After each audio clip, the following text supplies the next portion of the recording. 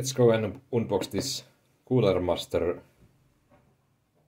Is it just V750 Gold version 2, 10 years warranty plus gold rating.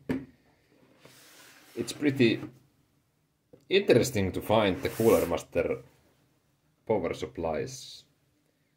Like there is a lot of different models, and I was hunting just this because it's full modular, and I cannot remember what is the different version between version 1 and 2, but I did find this from Amazon. So, and as you can see, I already opened this and did take the manual away.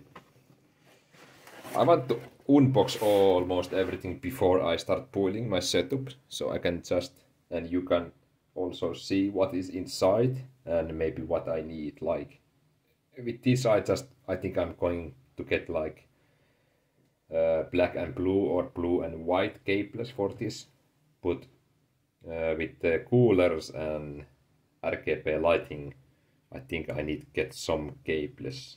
The both IO coolers have like RGB controller with 4 lighting devices ports. So the cooler has 1, 2. So one controller can fit for both coolers, but then I cannot control my cage fans or anything. So I need to figure out something different. We have zip ties, 6 zip ties and 3 velcro stripes or straps. Pretty handy. If you are not needing this long, you can cut this half, and you can even use this without the loop in the end. I like those. I'm using those a lot, and I have like 200 velcro straps in my, or ready to go, let's say it like that. Power cord or cable. It looks like SATA, only SATA cable. Other SATA cable, SATA power.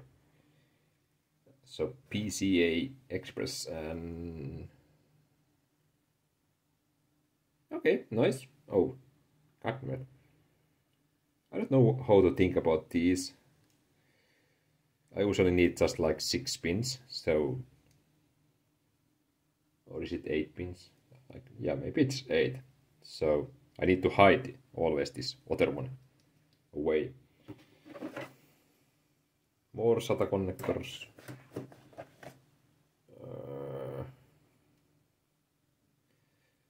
One more PCI Express power. Same style. So when I'm ordering like custom cables, I just take the 8 pin. Maybe I can always order a new one if I need more power connectors. It's a little bit cleaner. CPU, we need this, and we need to find all good modules. And yeah,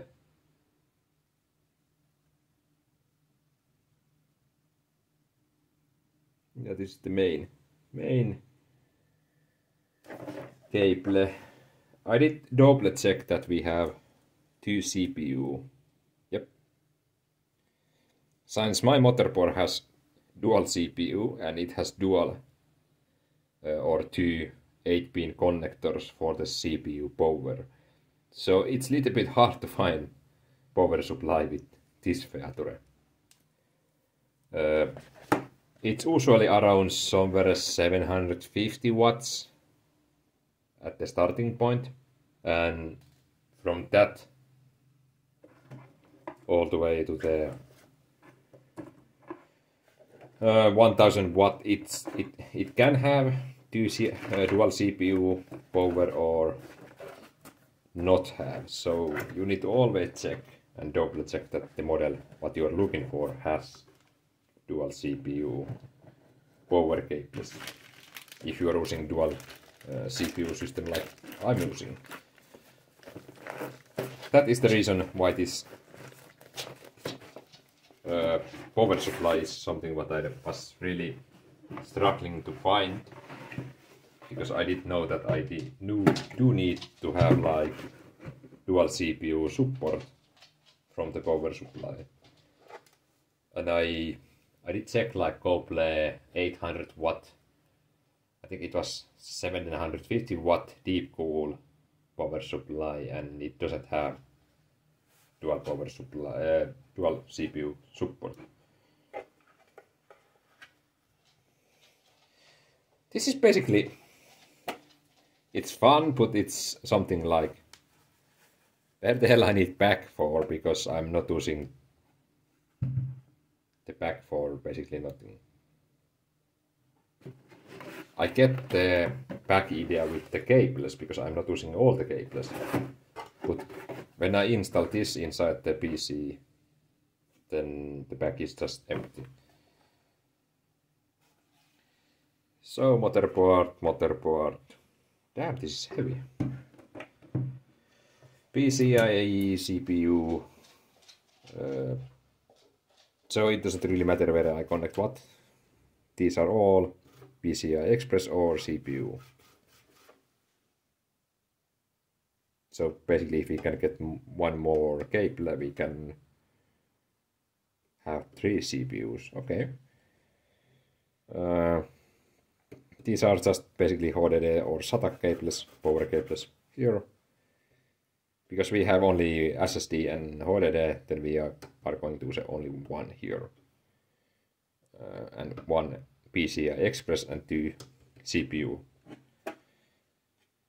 Pretty damn heavy unit. And because of we don't have the power supply like window or anything in the case, I did go with the black one. I think the white one is costing like 20 euros, a little bit more. So I didn't see any reason to go with the white one. So then we have button here, of course the main switch, and hybrid on or off. I don't know about the hybrid mode. Yeah, it's more quiet, but it also means that it's getting more heat on the components. So, like in the box it says 40% fanless. Let me just see if there is anything like fast information about that, but I was thinking like that is the case if the power supply is under 40% load, the fan is not spinning.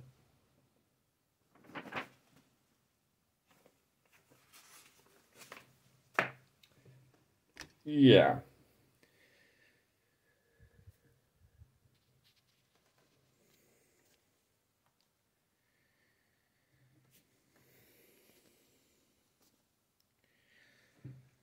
I don't know what to think about the hybrid model.